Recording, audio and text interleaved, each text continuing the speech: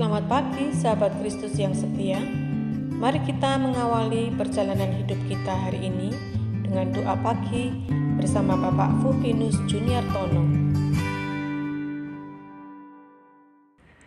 Shalom, selamat pagi sahabat setia Kristus dimanapun berada. Kita patut bersyukur pada Tuhan atas kesempatan di mana kita boleh bersekutu bersama dalam ibadah doa pagi yang dilaksanakan hari ini. Bagaimana kabar sahabat sekalian? Kiranya sukacita dan damai sejahtera Kristus dapat senantiasa kita alami dan kita rasakan dalam kehidupan kita hari lepas hari. Mengawali ibadah kita, marilah kita heningkan hati, jiwa, dan pikiran kita untuk bersaat teduh sejenak. Mari kita berdoa. Sungguh besar ya Tuhan, kasih setiamu yang boleh kami rasakan dan alami dalam kehidupan kami. Mampukanlah kami untuk dapat selalu bersyukur dan mengimani anugerah pemeliharaanmu yang begitu luar biasa atas kehidupan kami semua. Apabila sebentar kami akan kembali merenungkan dan mempergumulkan kebenaran firman-Mu. Mari Tuhan, urapi setiap kami satu persatu agar kami dapat mengerti dan memahami sabda-Mu. Terangi hamba-Mu yang Dikau pakai untuk menyampaikan firman-Mu ini, agar supaya dapat mengungkapkannya dengan jelas dan benar. Begitu juga Dikau berkati setiap rekan-rekan kami yang mendengarkannya, agar mereka siap menerima taburan firman-Mu ini. Berbicaralah kepada kami ya Tuhan, dalam nama Tuhan Yesus kami berdoa. Amin.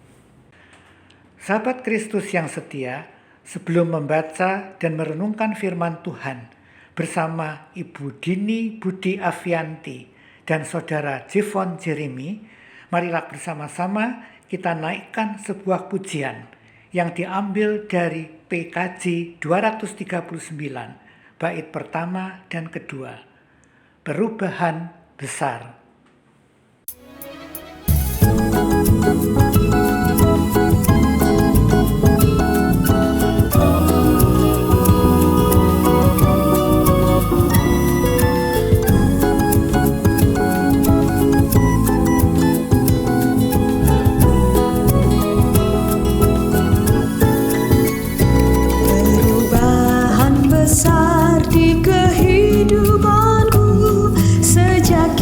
Yesus di hatiku, di jiwaku bersinar terang yang cemerlang sejak Yesus di hatiku, sejak Yesus di hatiku, sejak Yesus di hatiku, jiwaku bergemar bagai ombak besar.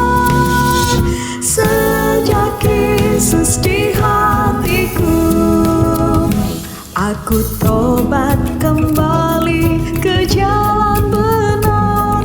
Sejak Yesus di hatiku, dan dosaku dihapus, jiwaku segar. Sejak Yesus di hatiku, sejak Yesus di hatiku, sejak Yesus di hatiku, jiwaku bergemar bagai ombak besar.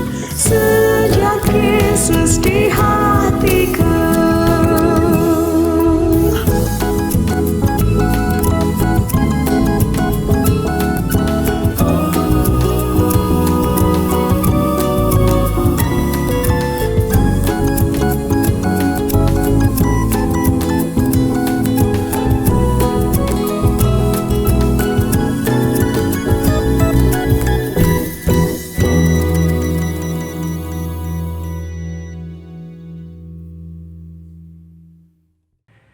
Sahabat Kristus yang setia, renungan kita kali ini saya beri tema identitas baru. Bacaan diambil dari kitab Kisah Para Rasul pasal 26 ayat 15-16 yang mengatakan demikian. Tetapi aku menjawab, "Siapakah engkau, Tuhan?" Kata Tuhan, "Akulah Yesus yang kau aniaya itu. Tetapi sekarang bangunlah dan berdirilah. Aku menampakkan diri kepadamu untuk menetapkan engkau menjadi pelayan dan saksi tentang segala sesuatu yang telah kau lihat daripadaku dan tentang apa yang akan kuperlihatkan kepadamu nanti." Sampai sedemikian jauh pembacaan firman Tuhan, yang berbahagia ialah setiap orang yang mau mendengar firman Tuhan, mempergumulkan dan memeliharanya, dan melakukannya dalam kehidupannya setiap hari. Haleluya. Sahabat yang mengasihi dan dikasihi Tuhan, salah satu pemimpin berpengaruh dalam gereja pasca pelayanan para rasul dalam gereja mula-mula pada abad-abad pertama adalah Agustinus. Ia dilahirkan pada tanggal 13 November 354 sesudah Masehi di sebuah kota kecil di Afrika Utara. Ia disebut-sebut sebagai salah satu bapa gereja yang banyak mengungkapkan kebenaran firman Allah. Namun sebelum menjadi hamba Tuhan yang handal, dulunya Agustinus adalah seorang anak muda yang nakal. Ia sama sekali tidak tertarik dengan Alkitab. Ia beranggapan bahwa isi Alkitab banyak yang tidak masuk akal dan aneh. Ibunya yang bernama Monica adalah seorang wanita yang saleh dan taat kepada Tuhan. Ia sangat sedih melihat kelakuan anaknya. Tetapi sang ibu dengan tekun dan taat dan dengan tak henti-hentinya berdoa agar anaknya Agustinus bertobat dari jalannya yang sesat. Sebenarnya Agustinus adalah anak yang sangat cerdas. Di usianya yang relatif muda, 16 tahun, ia telah belajar hukum dan menjadi guru ilmu filsafat di usianya yang ke-18. Namun pada masa mudanya, Agustinus juga mengalami banyak pergumulan untuk mencari kebenaran sejati. Tetapi ia tak menemukan jawaban yang memuaskan hatinya, yang dapat memberikannya kedamaian hidup. Ia selalu merasa gelisah dan jiwanya terombang-ambing.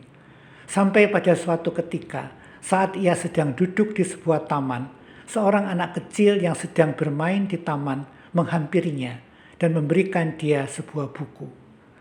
"Ambil dan bacalah," kata anak kecil itu. Agustinus menerima buku itu yang ternyata adalah sebuah Alkitab. Dia membukanya, dia membaca dan terus membacanya, dan akhirnya hatinya tergugah juga. Agustinus yakin bahwa ada suara Roh Kudus yang berbicara kepadanya, dan ia pun mengalami pertobatan. Yang dulunya Agustinus begitu apatis terhadap isi Alkitab, kini dia menjadi rindu membaca Alkitab. Tentunya sang ibu sangat bersukacita atas pertobatan anaknya. Agustinus mengalami perubahan besar dalam hidupnya. Ia berubah menjadi seorang yang saleh dan penuh kasih.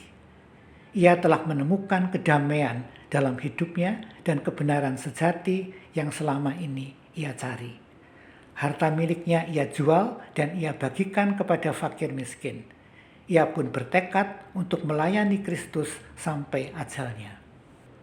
Sahabat, kehidupan awal Paulus yang waktu itu bernama Saulus merupakan kehidupan yang diwarnai dengan kekerasan dan kejahatan. Dia adalah seorang penganiaya para pengikut Kristus. Dia sangat membenci dan memusuhi orang-orang yang mengikut Kristus.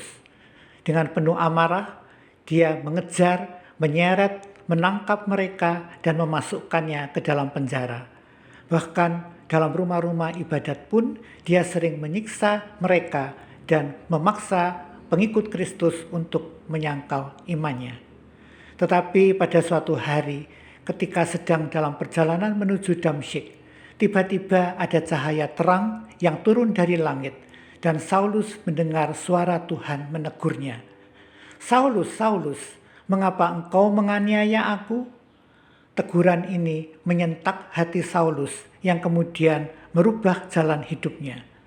Tuhan punya rencana yang indah dalam hidup Saulus. Saulus telah mengalami perjumpaan pribadi dengan Tuhan yang mengubah jalan hidupnya. Perubahan radikal terjadi pada dirinya. Sekarang namanya menjadi Paulus, pribadi yang dipakai Tuhan secara luar biasa. Ia telah mendapatkan identitas baru, yang dulunya ia dikenal sebagai Saulus penganiaya pengikut Kristus, kini dikenal sebagai Rasul Paulus pemberita Injil. Paulus memang tidak melupakan masa lalunya. Ia mengingat sejarah hidupnya di masa lampau, tetapi masa lalunya tidak membelenggu dirinya, tetapi dijadikannya sebagai sebuah kesaksian bahwa Yesus Kristus yang penuh kasih setia telah menjumpai, memanggil dan mengutusnya. Dalam Filipi pasal 3 ayat 7-8, Paulus mengatakan bahwa apa yang dulunya merupakan keuntungan baginya sekarang dianggap rugi. Dia melepaskan semuanya dan menganggapnya sampah supaya dia memperoleh Kristus. Sejak saat itu, Paulus berjuang total untuk memenuhi panggilannya. Sahabat, kita sering menyebut diri kita sebagai pengikut Kristus. Sebagaimana Paulus, apakah kita merespons panggilan Tuhan dengan totalitas hidup kita? Mengasihi Tuhan dan sesama, mewujudkan hidup yang selaras dengan firman-Nya, menebar shalom, mewartakan kabar baik, memberitakan Injil dan menjadi sahabat bagi orang lain, membawa berkat bagi setiap orang. Tuhan dapat melakukan pekerjaannya yang terdalam dalam hidup kita sesuai dengan rencananya. Perjumpaan kita dengan Kristus hendaknya juga mengubah hidup kita menjadi manusia yang terus-menerus diperbaharui menjadi pribadi yang semakin berkenan di hadapan Tuhan. Kita baru saja memasuki tahun 2022. Apakah komitmen kita di tahun yang baru ini? Apa yang hendak kita lakukan? Kita harus belajar membuat pilihan yang menggambarkan hubungan kita yang baru dengan Bapa kita yang di surga, bukan dengan Tuan kita yang lama, yaitu si iblis. Hidup kita telah diubah Allah menjadi pribadi baru. Tanggalkan dan tinggalkan manusia lama kita. Jadikan Yesus titik pusat kehidupan kita. Tak peduli apa yang telah terjadi dalam kehidupan kita di masa lalu. Biarlah Tuhan membentuk dan menempa masa kini dan masa depan kita. Pastikan hati kita mengarah kepadanya. Tuhan bisa memakai kita sebagai alatnya. Tinggal kemauan kita menanggapi dan melakukannya dengan kesungguhan hati. Bersediakah kita? Amin.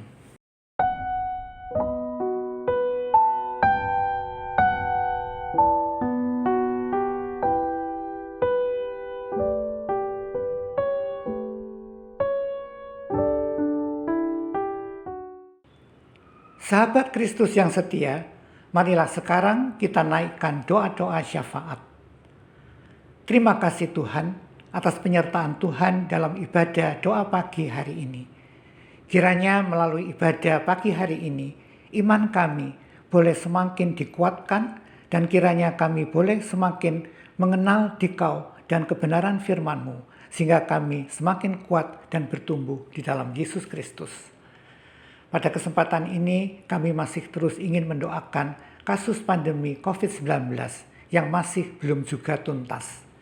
Biarlah atas kasih pertolongan-Mu melalui kerja sama yang baik dan optimal dari semua pihak, pada akhirnya pandemi ini sungguh-sungguh dapat berakhir. Juga dukungan dari segenap lapisan masyarakat untuk mematuhi protokol kesehatan sangat diharapkan dapat membantu menanggulangi masalah ini. Demikian juga segala bentuk dukungan bagi para korban bencana alam di mana-mana kiranya bisa berjalan secara efektif dan dapat menjangkau setiap mereka yang terdampak, baik bantuan berupa materi, obat-obatan, bantuan pangan, maupun dukungan moral bagi mereka yang mengalami stres dan trauma. Bagi mereka yang kehilangan pekerjaan, yang mengalami tekanan ekonomi, kiranya mereka juga tertolong dan dapat dikuatkan dalam masa-masa yang sulit ini. Kami juga ingin mendoakan setiap jemaat Tuhan di tempat ini. Dikau berkati kehidupan mereka sehari-hari, di Kau topang kehidupan rohani mereka, sehingga mereka boleh memperoleh kesejahteraan hidup dan terus bersemangat dalam menjalani kehidupan mereka.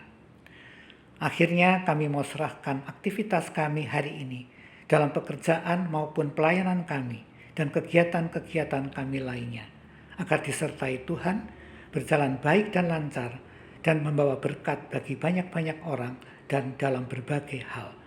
Terima kasih untuk semuanya ya Tuhan, dipermuliakanlah nama-Mu sampai selama-lamanya. Amin.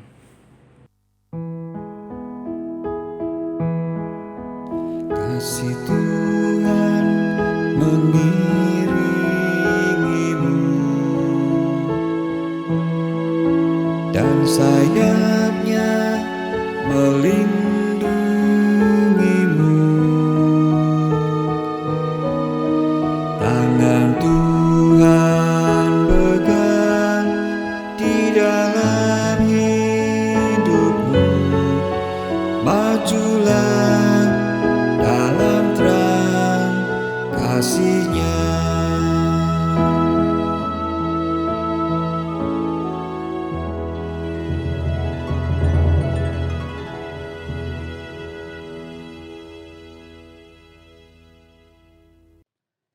Sahabat Kristus yang setia, doa pagi telah selesai. Selamat beraktivitas, jangan lupa pakai masker, jaga jarak, dan selalu ikuti protokol kesehatan. Salam sehat selalu, Tuhan Yesus memberkati.